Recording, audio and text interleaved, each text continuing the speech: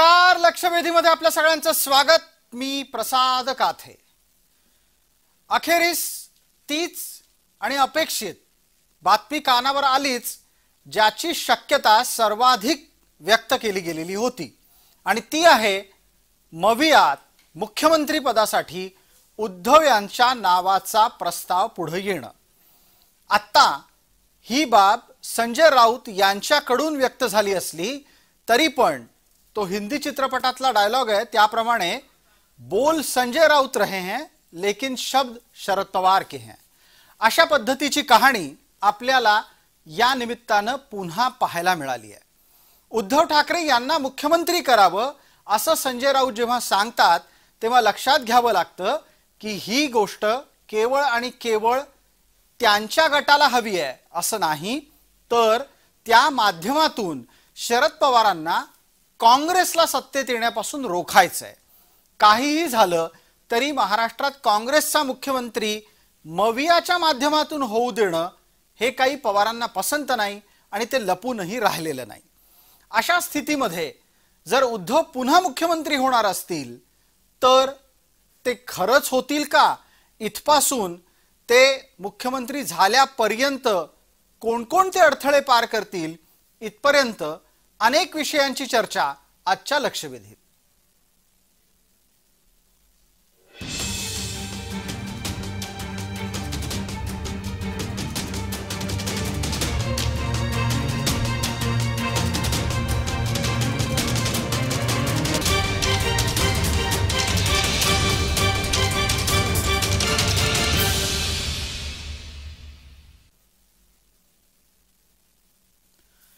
या आजच्या विषयाला कारणीभूत ठरलेलं वक्तव्य कुणाचं आहे हे नव्यानं सांगण्याची गरज नाही, पण चर्चेत ते निश्चित नोंदवावं लागेल।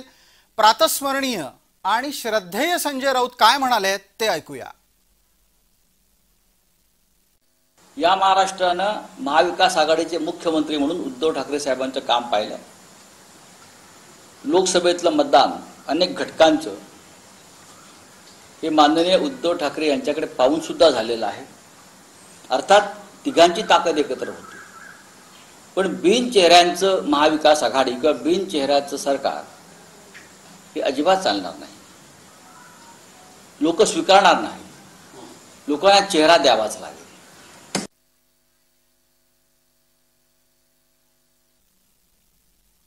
उद्धव यांना मुख्यमंत्री पदाचा उमेदवार घोषित करत असताना संजय राऊत इतके उत्साही झाले होते की त्यांच्या डोळ्यातून तो उत्साह चष्म्याच्या काचेवर दडलेला आणि येऊन चिकटलेला आपल्याला दिसत होता। विनोदाचा भाग बाजूला ठेवूयात, पण आता आपण चर्चेच्या निमित्तानं आपल्या सोबत असलेल्या विविध मान्यवरांचा पटकन परिचय करून घेऊ, त्यांच्यापर्यंत ही चर्चा घेऊन जाऊ। आपल्या सोबत उद्धव यांच्या भूमिकेचं, पक्षाचं प्रतिनिधित्व करण्यासाठी सुनील मोदी आहेत कोल्हापूरहून, आपल्या सोबत शिवसेनेचं प्रतिनिधित्व करण्यासाठी अरुण सावंत आहेत, आणि भारतीय जनता पार्टीच्याकडून आपल्यासोबत चर्चेत धर्मपाल मेश्राम आहेत। ही सगळी मंडळी त्या त्या पक्षांची प्रमुख प्रवक्ता आहेत। मला पटकन या चर्चेत सगळ्यात आधी विचारायचं आहे ते अरुण सावंत यांना।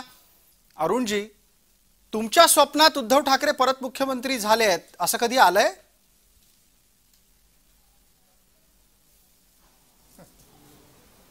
पहा, माझ्या स्वप्नामध्ये आमच्या पक्षाचे सध्याचे जे काही मुख्यमंत्री आहेत तेच सदोदित येतात आणि तेच येत राहणार, तेव्हा उद्धव ठाकरे हे माझ्या स्वप्नामध्ये येण्याचा प्रश्नच येत नाही।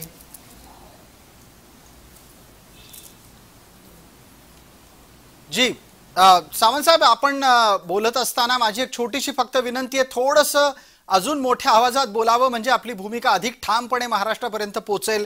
तुम्हाला काही अशी स्वप्न पडत नाहीत असं आपल्या वक्तव्यातून दिसतंय। सुनील मोदी आता आहेत आपल्या सोबत। सुनील मोदी, मी आपल्यापर्यंत येतो, एकदा ऑडिओ व्हिडिओची तपासणी तोपर्यंत होऊन जाईल। मला धर्मपाल मेश्रामांना विचारायचं आहे। मेश्राम साहेब, तुमच्या स्वप्नात महाराष्ट्राचा आगामी मुख्यमंत्री म्हणून कोण येतं हो? मी खरं तर भारतीय जनता पक्षाचा प्रतिनिधी आहे। महाराष्ट्रामध्ये भारतीय जनता पक्ष माजी मुख्यमंत्री आणि सध्याचे उपमुख्यमंत्री माननीय देवेंद्रजी फडणवीस यांच्या नेतृत्वातच निवडणुकीला सामोरं जातील।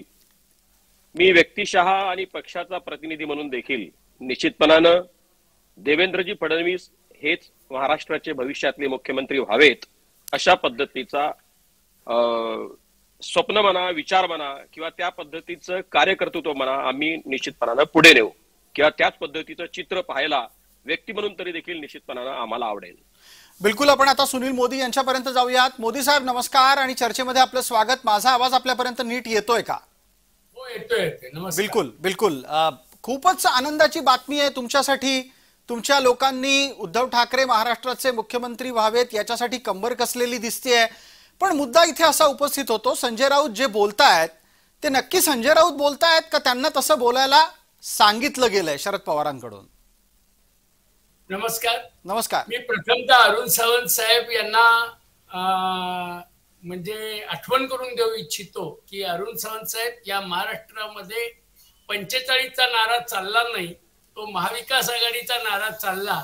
आपण 2-3दा डायरेक्ट या डिबेटमध्ये होतो, त्यावेळी आपली भूमिका 45-46ची होती. ज्याप्रमाणे 31 जागा महाविकास आघाडीला जिंकता आल्या, त्याचप्रमाणे विधानसभेमध्ये येत्या 2-3 महिन्यात जी निवडणूक होणार आहे त्या परिवर्तन होणार आहे. आणि ते परिवर्तन आमची एक भूमिका आहे. आम्ही 3 पक्षामधला एक प्रमुख पक्षाने एक भूमिका मांडली की उद्धव ठाकरेंच्या नेतृत्वावर मुख्यमंत्रीच्या चेहऱ्यावर ही निवडणूक व्हावी असा एक प्रस्ताव दिला संजय राऊत साहेबांनी. आता तो प्रस्ताव आघाडीत चर्चेला जाईल, बोललं जाईल, निर्णय होईल. आणि समजा उद्या मुख्यमंत्री व्हायची जर प्रसंग झाला तर तो आमच्या पक्षाचा जर आला क्लेम, तर माननीय उद्धव ठाकरे पक्षप्रमुख हेच आमचे मुख्यमंत्रीचे उमेदवार किंवा मुख्यमंत्री होण्यासाठी सर्व पद्धतीनं त्यांचंच एकमेव नाव आहे, यात काही शंका नाही. त्यामुळे आम्हाला आनंद वाटतो. सुनील मोदी, आपण जे बोललात त्याच्याने अनेक गोष्टी एका पाठोपाठ एक स्पष्टच झालेल्या आहेत. अरुण सावंत, तुम्ही पूर्ण वेळ तुमची भूमिका मांडत असताना हसत होते. मला आता त्यांना त्यांच्या या हसण्याचं कारण विचारायचं आहे. धर्मपाल मेश्राम यांच्याही चेहऱ्यावरचं हसू काही लपत नाहीये. पण अरुण सावंत, चला आपल्याला किमान संजय राऊतांच्या वक्तव्याच्या नंतर त्यांच्या या प्रामाणिकपणाचं कौतुक करावं लागेल आणि तुम्ही ते करायला हवं. राऊतांनी काय म्हटलं? उद्धव ठाकरेच मुख्यमंत्री पदाचे दावेदार असले पाहिजेत, चेहरा असला पाहिजे. म्हणजे पुन्हा एकदा हे अधोरेखित झालं की सामान्य शिवसैनिकाला स्थान नाही, सामान्य शिवसैनिक काही आता मुख्यमंत्री परत संधी मिळाली तरी होणार नाहीये.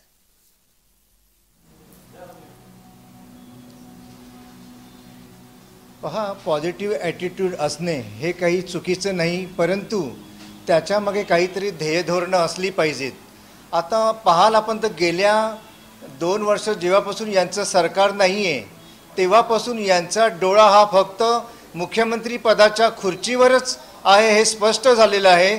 आणि मुख्यमंत्री जर पुनश्च एकदा उद्धव ठाकरेच व्हावेत हे जर त्यांच्या पक्षाची भूमिका असेल, त्यांच्या प्रवक्त्यांची भूमिका असेल, तर त्यांच्याबरोबर त्यांचे जे काही साथीदार आहेत, त्यांचे जे महायुतीतील इतर पक्ष आहेत, त्यांना ती भूमिका मान्य आहे का? त्यांच्याकडे तसा कोणताही उमेदवार नाही का? काँग्रेस संपली का? नंतर शरद पवारजी यांची राष्ट्रवादी काँग्रेस संपलेली आहे का? हे याचा आता विचार सर्वानुमते करावा लागेल. दुसरी गोष्ट, जेव्हा 2 वर्ष उद्धव ठाकरेजी मुख्यमंत्री पदावर होते त्यावेळेस त्यांनी स्वतःच्या मातोश्री या बंगल्यावर बसून राज्यकार चालवला. तसाच कारभार पुन्हा ते चालू इच्छित आहेत का? तर जनतेला तर ते मुळीच मान्य नाहीये. जनतेला आज असा एक मुख्यमंत्री पदाचा चेहरा हवा आहे. तुम्ही अपेक्षा अशी करताय की ते पुन्हा घरात बसून राहतील, ते घरात बसूनच सगळं राज्यच करतील. अहो, ज्या वेळेला ते सत्तेतून बाहेर गेले त्यावेळेला ते महाराष्ट्रात फिरायला लागले. महाराष्ट्रात फिरल्याच्या नंतर ते आपापल्या पद्धतीनं प्रचार करताना दिसले. मग हा दरवेळचा आरोप कसा असू शकतो की सत्ता आल्यावर ते घरात बसतात?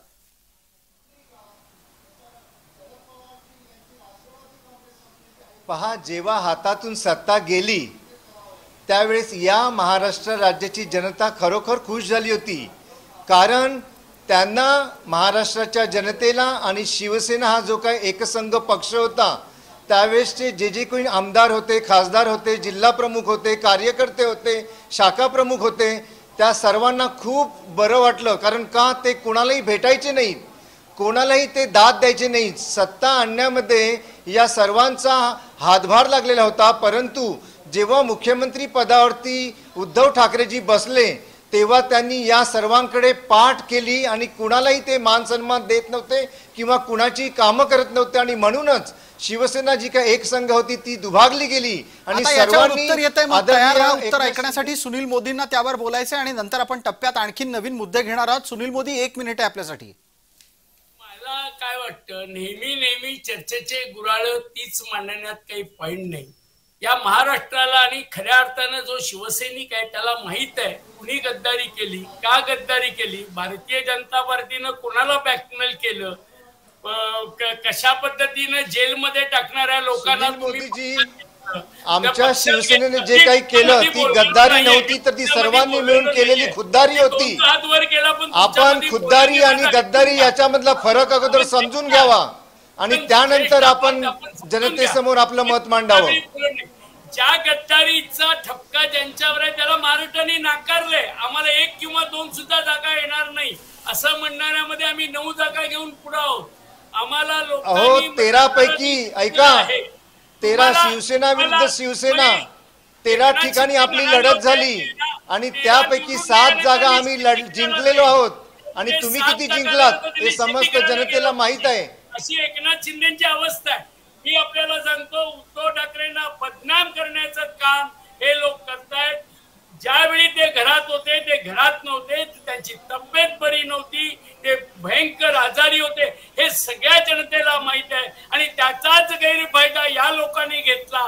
मी आपल्याला सांगतो, उद्धव ठाकरेंची तब्येत आता अतिशय छान झाली आहे देवकृपेने महाराष्ट्राच्या जनतेने. मी तुम्हाला सांगतो ते परत मुख्यमंत्री होतील आणि गद्दारापासून जेवढे आरोप झालेले आहेत त्याच्यापेक्षा चांगले काम हे उद्धव ठाकरे करून दाखवतील या महाराष्ट्राच्या जनतेला. हा आमचा शिवसैनिकांचा विश्वास आहे आणि म्हणून आम्ही उद्धव ठाकरे यांचं नाव या मुख्यमंत्र्याच्या चेहऱ्यासाठी पुढे करतो. सुनील मोदी आणि अरुण सावंत यांच्या या शब्दबाणांच्या दरम्यान चर्चेला पुढे नेत असताना आता मला पटकन धर्मपाल मेश्राम यांच्याकडे जायचंय. धर्मपाल मेश्राम, तुम्ही महाराष्ट्रातल्या आत्ताच्या सगळ्यात मोठ्या पक्षाचे नेते आहात, त्यामुळे या संपूर्ण चर्चेत प्राप्त स्थितीमध्ये तुमच्या बाबतीतली चर्चा करण्यापेक्षा एक कळीचा मुद्दा जो उपस्थित राहतो आणि तो त्रयस्थ म्हणून तुम्ही मांडावा. तुम्हाला वाटतं मवियात सर्वाधिक जागा उद्धव यांच्या गटाच्या निवडून येतील आणि त्यांना मुळात आधी लढायला सर्वात जास्त जागा मिळतील, वाटतंय तुम्हाला असं? प्रसादजी, खर तर या लोकसभेच्या निवडणुकीमध्ये नेमकं काय झालं ते सर्व विदित आहे. काँग्रेस किती सीट्स लढली, किती सीट्स जिंकली, शिवसेना उबाठा गट किती सीट्स लढल्या आणि किती सीट्स जिंकल्या, याचं स्टॅटिस्टिक्स उपलब्ध आहे. या सगळ्या प्रक्रियेमध्ये जर कोणाचा फायदा झाला असेल तर तो अधिकाधिक फायदा झाला काँग्रेसचा. बिलकुल. आणि त्यामुळं मला निश्चितपणानं वाटत नाही की उद्धव ठाकरे साहेबांच्या शिवसेनेला सगळ्यात जास्त शेअर या विधानसभेच्या निवडणुकीत मिळेल अशा पद्धतीचं कोणतंही लक्षण आत्ताच्या घडीला दिसत नाही. एक लक्षात घेतलं आपण पाहिजे, ज्या वेळेला असं सांगता की उद्धव ठाकरेंच्या गटाला मुळात सर्वाधिक जागाच मिळणार नाहीत, पण याच्या मागे असलेलं जे पडद्याचं राजकारण, पडद्याच्या मागचं राजकारण आहे ते तुम्ही का नाकारता? काहीही झालं तरी उद्धव ठाकरे हेच चेहरा बनवण्याच्यासाठी स्वतः दस्तूरखुद्द शरद पवार सक्रिय आहेत. शरद पवारांना काहीही करून उद्धव ठाकरेंना पुन्हा मुख्यमंत्री बनवून एकनाथ शिंदे आणि देवेंद्र फडणवीस या दोघांनाही धडा शिकवल्याची भावना पोहोचवायची आहे. मग ते प्रसंगी आपल्या 4 जागा तिकडे देऊन सगळ्यात जास्त जागा उद्धव ठाकरेंच्या गटाकडे राहू देतील, हे का पटत नाही आपल्याला? धर्मपाल मेश्राम साहेब, प्रसादजी, शरद पवार साहेब आज काय बोलतील, काल काय बोलले, परवा काय बोलतील याचा काही नेम लागत नाही. त्यांच्या बोलण्यातून कोणत्याही पद्धतीचा गंध येत नाही. त्यांच्या कृती मात्र फार वेगळ्या असतात. काल परवा त्यांचं स्टेटमेंट वेगळं होतं की आम्ही लोकसभेमध्ये कमी जागा लढल्या, आम्ही विधानसभेत याचा पुरेपूर उपयोग घेऊ आणि विधानसभेत मात्र जास्त सीट शेअर घेऊ. त्यामुळं शरद पवार साहेब नेमकं काय करतील किंवा उद्या भविष्यामध्ये कोणत्या पक्षाशी युती तोडतील आणि कोणत्या पक्षाशी नातं जोडतील याचा देखील नेम प्रसादजी खरं तर शरद पवार साहेबांच्या साठी व्यक्त करता येत नाही. जो संकेत तुम्ही देताय तो संकेत केवळ आणि केवळ पवारांबद्दल नाहीये, तो संकेत तसं पाहायला गेलं तर उद्धव ठाकरे यांच्याबद्दलही लागू होतो. सुनील मोदी यांना विचारतो आणि नंतर अरुण सावंत यांच्यापर्यंत पोहोचतो. आधी सुनील मोदी आपण उत्तर द्या. तुम्ही निवडणुकांत आधी निवडणुकांच्या नंतरही मवियातच राहणार आहात का?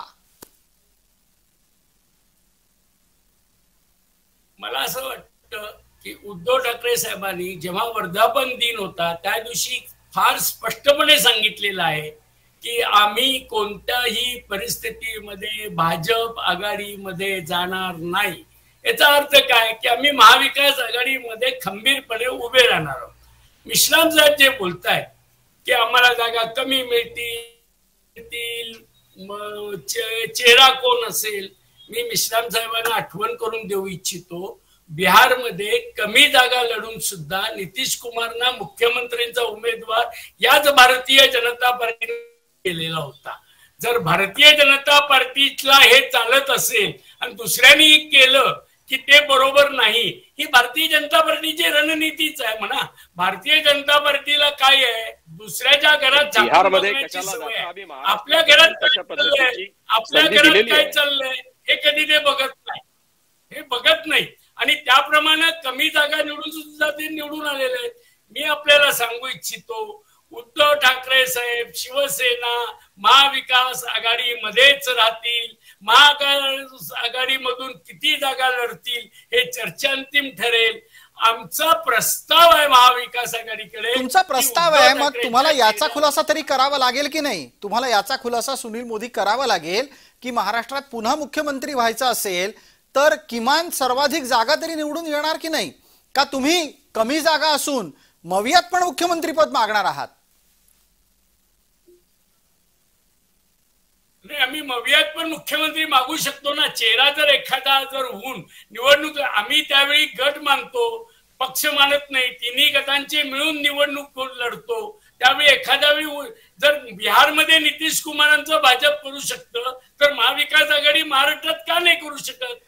अहो सुनील मोदी, तिथे शब्द पाळणारा भाजप बिहारमध्ये होता, इथे तुमच्या सोबत काँग्रेस आणि राष्ट्रवादीतला जुना घटक आहे।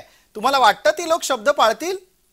तोही शब्द पाळतो, भारतीय जनता पार्टी शब्द पाळतो असं तुम्ही म्हणताय। अनेक वेळा शब्द तोडून त्यांनी अनेकांची वाट लावलेली आहे, माहिती आहे सगळ्यांना। पटकन एकदा अरुण सावंतांकडून उत्तर घेऊयात। आधी अरुण सावंत बोलतील याच्यावर। सावंत साहेब, जो शब्द दिला होता तो शिंदेबाबत भाजपनी पाळला।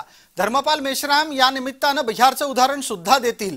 महाराष्ट्रात दिलेला शब्द तोडण्याची जबाबदारी उद्धव ठाकरेंवर कायम लादली जाते किंवा तसा आरोप केला जातो।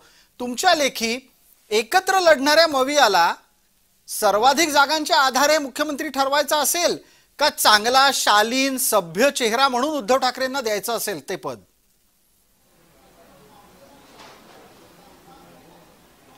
पहा, हे सर्वश्रुतच आहे, ज्या पक्षाचे सर्वात जास्त आमदार निवडून येतील त्या पक्षाचा शक्यतो मुख्यमंत्री केला जातो। आता यांना एवढी घाई झालेली उबाटा शिवसेनेला की उद्धव ठाकरे यांनी त्यांचा नेहमीचाच बडबड करणारा जो काही प्रवक्ता आहे संजय राऊत याच्या मार्फत त्यांनी एक पिल्लू सोडून पाहिलेला आहे की याचे काय परिणाम होतात पाहूया आपण। म्हणून त्यांनी संजय राऊत यांना आज सकाळी सांगितलं की तू असं बोलून बघ, पुढे आपण पाहू काय ते। आता मला सांगा, ज्या काँग्रेस पक्षाला यांच्यापेक्षा जास्त जागा लोकसभेमध्ये मिळालेल्या आहेत त्याच्या गुणिले 5 केलं तर किती आमदारांची संख्या होईल, किती ते लढतील याचं गणित संजय राऊत आणि उद्धव ठाकरेजी यांना आलं पाहिजे। अरुण सावंत, मग याचा खुलासा तुम्ही पटकन करा। मला त्या निमित्तानं सुनील मोदींनाही विचारायला आवडेल, तुमच्या लेखी उद्धव ठाकरेंच्या किती जागा निवडून येतील, शी उबाठाला किती लोकांचं समर्थन लाभेल आणि त्याद्वारे त्यांचे आमदार किती येतील? जर त्यांना मुख्यमंत्री व्हायचं असेल तर त्यांना किमान 100 आमदार तरी निवडून आणावे लागतील ना अरुण सावंत? अगदी बरोबर आहे, 100च्या वर त्यांना आधी सीट तर मिळाल्या पाहिजेत ना, तर ते निवडून येतील। सीटच जर त्यांच्या तेवढ्या मिळाल्या नाही त्यांना तर कसे काय निवडून येतील, हा पहिला प्रश्न। दुसरी गोष्ट, काँग्रेस आणि राष्ट्रवादी काँग्रेस हे काही स्वतःच्या पक्षाचा मुख्यमंत्री यावा म्हणून प्रयत्न करणार नाहीत का? उद्धव ठाकरेजी यांना मागच्या वेळेस सुद्धा घाई झाली होती आणि त्यांनी ज्या प्रकारे आदरणीय एकनाथ शिंदेजी यांना डावलण्याचा प्रयत्न केला होता आणि स्वतः त्यांनी साठगाठ केली होती काँग्रेस आणि राष्ट्रवादी काँग्रेस शरद पवार यांच्याशी, ही हक्क महाराष्ट्र जाणतोय। की सत्तेच्या लालसेपोटी त्यांनी एवढ्या वर्षांची जी काही त्यांची नैसर्गिक युती होती भाजपाबरोबरची ती सुद्धा तोडली आणि हिंदुत्वाला तिलांजली दिली. ठीक आहे, हे जुने मुद्दे यायला लागलेत. आता इंटरेस्टिंग मुद्दा इथला असाच आहे की नक्की जागा किती निवडून येणार आहेत. माझ्या लेखी त्यांना किमान 100 पेक्षा जास्त जागा निवडून आणायला लागतील, ज्या वेळेला ते खुंटा बळकट करून ठामपणे सांगतील की होय आता मीच मुख्यमंत्री होतो. 100 पेक्षा जास्त जागा निवडून आणण्यासाठी त्यांना मवियामध्ये 140 जागा लढाव्या लागतील. सुनील मोदी, काय गणित लागली आहेत तुमची? म्हणजे सावंत साहेबांना मला विचारायचं आहे की उद्धव ठाकरे आणि संजय राऊत त्यांच्याशी बोलून स्टेटमेंट देतात की काय? कारण ते असं म्हणाले की उद्धव ठाकरे म्हणाले संजय राऊतना तू एक पिल्लू सोड, म्हणजे काय होतं ते बघू. असं काय उद्धव ठाकरे आणि त्यांचं काही इंटरनल बोलणं होते की काय, असं मला शंका वाटते.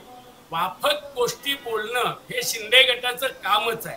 मी आपल्याला सांगू इच्छितो 100 जागा निवडून यायची गरज नाही. मोदीजी, महाविकास आपल्या पक्षाचे प्रवक्ते आदरणीय संजय राऊतजी ही प्रत्येक राज्यातील नेत्यांबद्दल दररोज सकाळी बोलत असतात, तेव्हा ते काय प्रत्येकाशी चर्चा करून बोलत असतात का? संजय राऊत कसे बोलतात, काय बोलतात, ते पक्षासाठी बोलतात आणि ते बोलत राहणार. ते तुम्हाला आवडो या न आवडो, तुमच्यासाठी ते बोलत नाही. आम्ही आमची भूमिका मी मांडणार, आम्हाला जसं वाटतंय तसं मांडणार. महाराष्ट्राची जनता ठरवेल की हे बोलणं योग्य आहे की नाही. पक्षाची सध्या एकच भूमिका आहे, ती म्हणजे काय वाटेल ते खोटं बोला आणि खोटं नॅरेटिव्ह या राज्यामध्ये पुनश्च एकदा प्रस्थापित करा आणि त्या खोट्या नॅरेटिव्ह वरती आपण येणाऱ्या विधानसभा निवडून येऊ शकतो का हे पाहावं. याच्या व्यतिरिक्त शिवसेना उभाटा पक्षाकडे कोणताही सध्या अजेंडा उरलेला नाहीये. ते बोलतात त्याला शिवसेनेचं समर्थन आहे आणि महाराष्ट्राची जनता ठरवेल की संजय राऊत यांचं म्हणणं बरोबर आहे का चूक आहे. हे महाराष्ट्राची जनता ठरवेल. अगदी सुनील मोदी, तुमचं कौतुक करावं लागेल. सुनील मोदी, तुमचं कौतुक करावं लागेल, कारण एक गोष्ट तुम्ही अधोरेखित केली, जे राऊत बोलतात ते उद्धव ठाकरेंच्या मनात आहे. धर्मपाल मेश्राम, हा चर्चेतला एक अत्यंत महत्वाचा टर्निंग पॉइंट आहे. म्हणजे आता पुन्हा एकदा उद्धव ठाकरे यांना महाराष्ट्राच्या मुख्यमंत्रीपदी बसण्याचं स्वप्न पडलेलं आहे. तर नक्कीच ते त्या दिशेनं त्या पद्धतीनं प्रयत्न करतील, ते त्यांचं स्वातंत्र्य आहे, त्यांनी ते करावं, त्यासाठी शुभकामना देखील आहेत. परंतु प्रसादजी, लोकसभेच्या निवडणुकीच्या दरम्यान जे काही झालं, ज्या काही खोट्या नॅरेटिव्हच्या आधारावरती ज्या काही निवडणुका झाल्या आणि त्याचे परिणाम महाराष्ट्राला दिसले, आज तेच मुद्दे, आता संविधानाचा जो काही मुद्दा आहे तो निश्चितच विधानसभेच्या निवडणुकीतला मुद्दा राहणार नाही. मागच्या 2 वर्षामध्ये 2.5 वर्षामध्ये उद्धव ठाकरे यांच्या नेतृत्वामध्ये जे काही सरकार शिवसेनेचं होतं, महाआघाडीचं होतं, त्या सरकाराच्या कामाचं जे काही मोजमाप होईल, त्या सरकारच्या कामाचं जे काही विश्लेषण होईल, त्याच्या आधारावरच या निवडणुकांना त्यांना सामोरं जावं लागेल. मग ते फेसबुक लाईव्हचं प्रकरण असेल. धर्मपालजी, आपण याचं पटकन उत्तर देऊन टाका. तुमच्या लेखी महाराष्ट्रात सत्ता पालटाची शक्यता किती आहे? निश्चितपणानं सत्ता पालट होणार नाही. महायुती म्हणून इंटॅक्ट राहू आम्ही, आणि आम्ही भारतीय जनता पक्ष देवेंद्रजी फडणवीस यांच्या नेतृत्वामध्ये महाराष्ट्रामध्ये निवडणुका लढेल. महायुती म्हणून आम्ही निश्चितपणानं निवडणुका जिंकू आणि पुन्हा एकदा आमचं सरकार, आम्हाला पूर्ण विश्वास आहे की महाराष्ट्रातली जनता खोट्या नॅरेटिव्हला नाकारत सत्य स्वीकारेल आणि ज्या ताकदीनं आमचं सरकार काम करत आहे, सरकारला पुन्हा एकदा या महाराष्ट्रातली जनता संधी देईल. सावंत साहेब, मला एक पटकन प्रश्न आपल्याला विचारायचा आहे. समजा असं आपण धरून चालू आत्ताच्या घडीला की मवियाला सत्ता स्थापनेची संधी मिळत असेल आणि त्यावेळेला जर काँग्रेसचे आमदार जास्त असतील, तर केंद्रातली काँग्रेस काय करेल? तुम्ही दीर्घकाळ काँग्रेसमध्ये घालवलेला आहे, त्या अनुभवानं सांगा. गांधींना महाराष्ट्रासारखं राज्य हातात येणं आवडेल का हातातून ते दुसऱ्याला सोडून देणं आवडेल? प्रसादजी, पहिली गोष्ट म्हणजे या महाराष्ट्र राज्यामध्ये उभाटा शिवसेनाचा मुख्यमंत्री बनणं किंवा या मवियाची सत्ता येणं हे सुतराम देखील शक्य नाही. दुसरी गोष्ट, काँग्रेस पक्ष केंद्रातला म्हणा किंवा या राज्यातला म्हणा, त्यांना कोणत्याही परिस्थितीमध्ये स्वतःचा पक्ष सोडून उभाटा शिवसेनेचा मुख्यमंत्री झालेला कधीही पचणार नाही. तिसरी गोष्ट, ज्या प्रकारे या महाराष्ट्र राज्यामध्ये महायुती सरकारतर्फे विकासात्मक कामांवरती भर देऊन महाराष्ट्राला अग्रेसर बनवण्यामध्ये आम्ही यशस्वी झालेलो आहोत. महाराष्ट्र आज 5व्या नंबरवरून पुनश्च एकदा पहिल्या नंबरला आलेला आहे. या सर्व गोष्टी पाहता या राज्याची जनता विकासाला साथ देईल आणि पुनश्च एकदा मुख्यमंत्री म्हणून एकनाथ शिंदेजी या चेहऱ्यालाच पसंती देतील. सुनील मोदींना काहीतरी यावर मुद्दा मांडायचा असं दिसतंय. मोदीजी वेळेत बोला. 1 मिनिट आपल्यासाठी उत्तराला देतो, नंतर माझा पुढचा प्रश्न तुमच्यासाठी असणार आहे. बोला मोदीजी. हे नेरेटिव्ह हे सगळ्यांनी म्हणायचं आहे. पराभव पचवायची दोघांच्या मध्ये ताकद नाहीये. मी आपल्याला सांगतो 200च्या वर जागा महाविकास आघाडीच्या येणार. शिंदे गटाच्या मुश्किलने 20 जागा आल्या तरी नशीब समजा 20 जागा आल्या. माझं हे कोट करून ठेवा. निकालानंतर मला आणि अरुण चव्हाणांना परत एकदा चर्चेला बोलवा. 20 आल्या तरी खूप झाल्या, 20 आल्या तरी खूप झाल्या. यातनं शिंदे आणि अजित पवार हे संपलेले दिसतील पक्ष. फक्त याच्यामध्ये भारतीय जनता पार्टीचा फायदा झालेला दिसेल आणि आमच्या महाविकास आघाडीच्या 200 जागा येतील. शिवसेना 80 ते 100 जागा निवडून येतील ही मी खात्रीपूर्वक सांगतो आपल्याला. आणि सुनील मोदींचं हे विधान 27 जूनला 2024 या वर्षामध्ये 5:24 झालेलं आहे. ते रेकॉर्ड झालेलं आहे, आपण नोंदवून घेतलेलं आहे. आणि आता अरुण सावंतांना उत्तराची संधी आहे. 1 मिनिट आहे. अरुण सावंत वेळे मर्यादेमध्ये उत्तर पूर्ण करावं. पहा, कुणीही यावं आणि काहीतरी एखाद्या ज्योतिषासारखी भाकीतं करावी असल्या भाकड गोष्टींना मी महत्त्व देत नाही.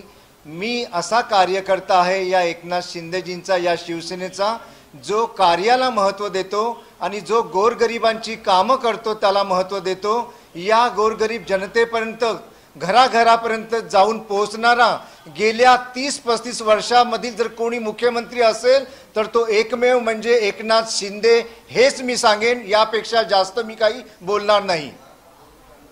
पटकन आता धर्मपाल मेश्राम यांच्यासाठी मी सुनील मोदी आपल्याला संधी दिली असती. वेळ मर्यादेमध्ये चर्चा आटोपती घ्यायची आहे. धर्मपाल मेश्राम, तुमच्याकडे मुख्यमंत्री पदावरून भांडणं आहेत का?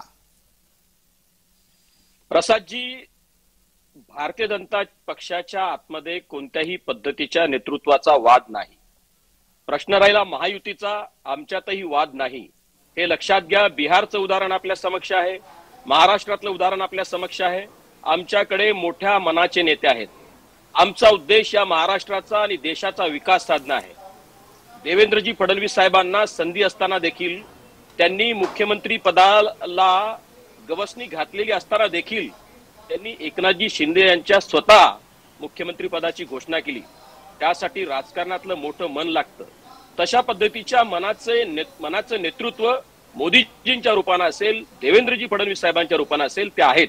आणि जेव्हा किंवा निवडणुकाचे निकाल येतील, निकालाच्या पश्चात जी काही स्थिती असेल त्यानंतर या सगळ्या गोष्टींचे निर्णय होतील. ठीक आहे. तुर्तास महायुती एक परिपक्व भूमिका घेताना दिसतेय की आता या मुख्यमंत्री पदाच्या वादात पडायला नको, पण मवियामध्ये मात्र उद्धव ठाकरेंनाच मुख्यमंत्री पदाचा चेहरा करावं यासाठी मोर्चे बांधणी सुरू झालेली दिसते.